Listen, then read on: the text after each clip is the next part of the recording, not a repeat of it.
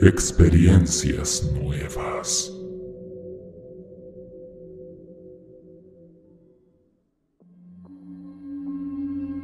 Hola Ger, anónimo, por favor.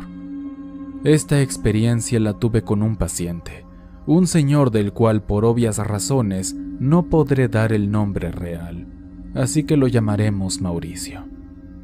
Este señor tenía 66 años en aquel tiempo, y a diferencia de lo que uno podría pensar por sus acciones, no era un loco o un tipo fracasado que buscara beneficios por hacer lo que hacía. Era como un vicepresidente de cierta empresa que hace envíos de productos. Por lo que él mismo decía, supe que tenía suficiente dinero como para vivir el resto de su vida con plena tranquilidad y comodidad. Los logros en su vida eran innumerables. Era reconocidísimo por muchas personas y se codeaba con muchas otras que ya son conocidas por todo el país. Hablaba maravillas de su familia. Tenía a su esposa con la que llevaba ya más de 40 años juntos. Tenía hijos y nietos. Era una vida de ensueño. Después de escuchar todo esto, no podía entender a simple vista por qué había venido. Pero esa pregunta se respondió momentos después. Mauricio precisamente lo tenía todo, pero no era de los que se queda sin nada que hacer. Él todavía se sentía joven y aún tenía ganas de hacer mucho en su vida. ¿Pero qué puedes hacer a esa edad? Aunque lo desees, ya no tienes las energías para realizar muchas tareas que podrías hacer antes. Pero bueno, por todo eso, él se dedicó a buscar nuevos límites, y así llegó a crear sus propios rituales.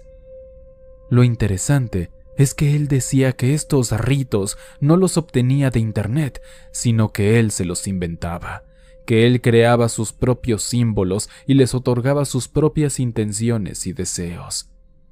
Con estas acciones, por supuesto que él no buscaba conseguir dinero o amor, porque ya se sabe que muchas veces se hacen los rituales con estos fines, pero no él.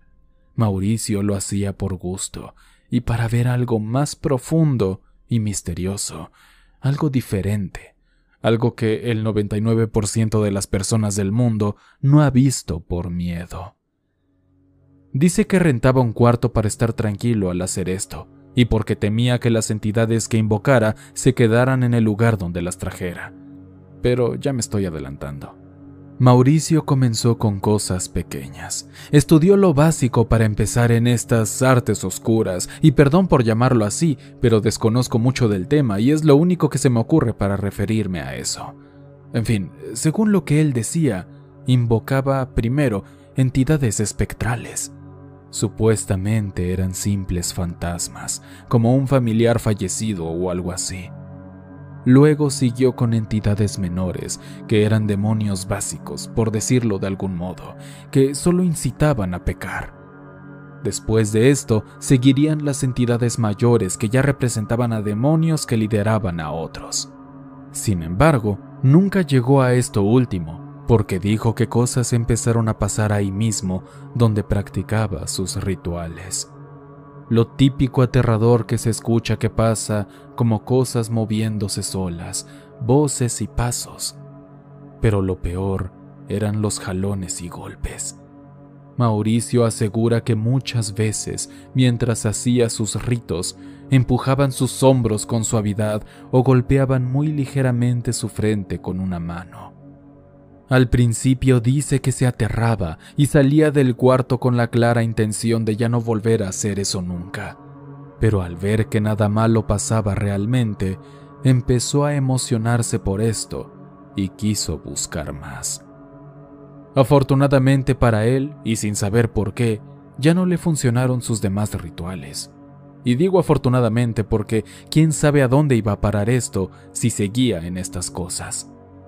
Aunque ni siquiera fue necesario seguir avanzando porque los fenómenos paranormales no cesaron. De hecho, se sugestionó tanto que creyó que en algún momento se llevó a una entidad consigo porque en su casa empezó a vivir el mismo tipo de cosas que en el lugar que rentaba. La cosa escaló a tanto que siendo alguien racional, decidió asistir conmigo porque quería empezar a creer que todo era obra de su imaginación.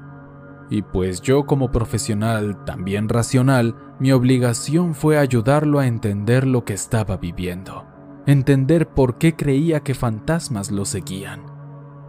Pero sinceramente, yo por mucho que quisiera no podía comprender o explicar por qué al señor y a su familia lo levantaban a las 2 de la madrugada con llantos o susurros.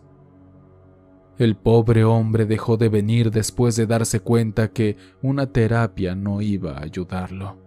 De hecho me lo dijo. Mencionó que esto no le estaba sirviendo y que iba a buscar otras soluciones. No sé en qué habrá acabado eso.